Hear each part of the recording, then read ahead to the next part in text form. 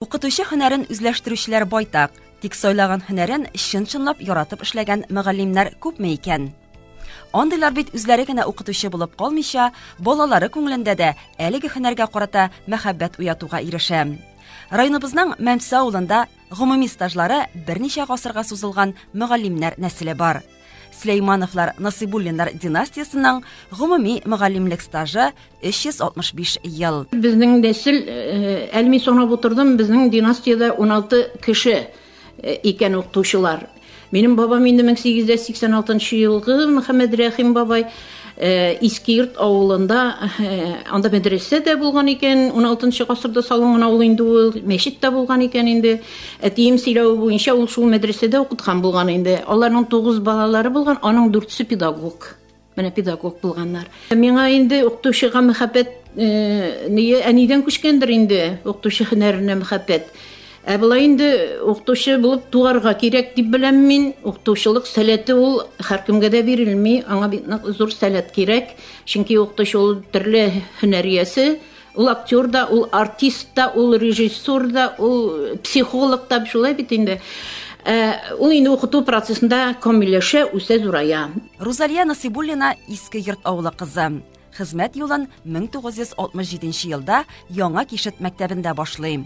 Рус теле, математика, биология, җыр дәресләре укыта. Кысна башлангыч мәктәбенә әллә ничә чакрым җәяү йөреп укырга да авырсынмый ул. Төп фәннәрне генә укытып калмый, Розалия Ибраһим кызы мәктәп тормышын тагын да җанландырып, төрле чаралар үткәрә. Аның оештыру сәләтен бик тиз күреп алалар. 1970 елда Ташкишу мәктәбендә тәрбия эшләре буенча директор урынбасары итеп билгелиләр. 1993 елдан 2004 елга кадәр Ташкишу мәктәбендә директор вазифасын башкара. Педагогик стажы 38 ел. Розалия Насыйбуллина дәвамчылары булуына куана. Аның хезмәт юлын балалары, оныклары лаеклы төстә дәвам итә. Кызы Райла Гарипова Яңа Кенәр урта мәктәбендә укыту эшләре буенча директор урынбасары. Татар теле һәм әдәбияты укытучысы. Бүген көндә дә әни ул миңа остаз. Нинди генә проблема туса да, эштә нинди генә четерекләй бер туса да, сез бит мин әнигә барып киңәш сорамый хәлем юк. Аңа бөтенсен сөйләп була. Ул тынычландыра белә, ул чөнки бик оптимист кеше. Ул нинди генә проблема туса да, әйдә булай итеп кара, әйдә шулай итеп кара дип фикерләрен әйтә, төрле идеялар бирә. Әле дә менә әни исән сау булгач, Аллага шөкер, ул ныклы терәк минем өчен эшемдә дә, гаилә тормышымда да, өемдә дә. Райла Гарипованы тормыш иптәше Фәрит белән мәктәп сукмаклары берләштерә. Яшь укытучылар арасында үткәрелгән туризм ярышларында таныша алар. Фәрит Фарук улы Яңа Кенәр мәктәбендә физик тәрбия укытучысы. Авыр түгел инде ул, бер еләнгәч, бер калия кирип киткәч, эшлибсен. Балаларны яратасын икән инде, эше бара инде, авыр түгел. Берничә буынга белем бирүче династияның данын киленнәре Гүзәлия дә таныта.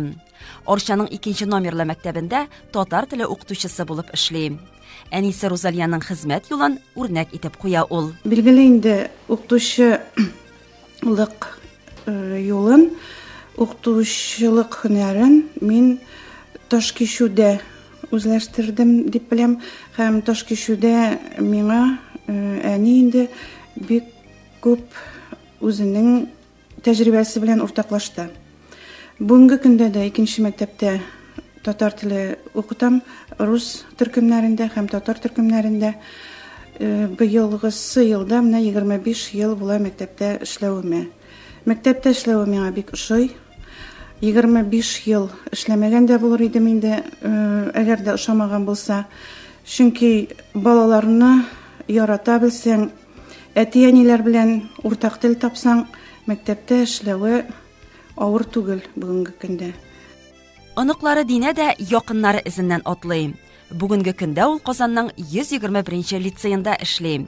Әбисе юлын дәвам итеп, биология, химия фәннәрен укыта. Әлбәттә, мин гурланам үземнең гаиләм белән. 5нче буын укытучылар нәселен башлап җибәрдем. Әбим кебек биология фәнен сайладым, химия укытам. Алар миңа гел үзләренең киңәшләрен бирәләр. Укытучы мәктәп киләчәк. Бу чылбыр гади һәм гадәти кебек, әмма һәркемнең язмышында мөһим урын тота. Мәктәп кешегә тормыш дәрьясына юл күрсәтә. Аны үстерә, шәхес итеп тәрбияли. Бу изге эштә төп урынны мөгаллим алып тора. Сөләймановлар Насыйбуллиннар династиясы сайлаган һөнәрләренә, хезмәтләренә тугры калып, һәркемдә соклану уята.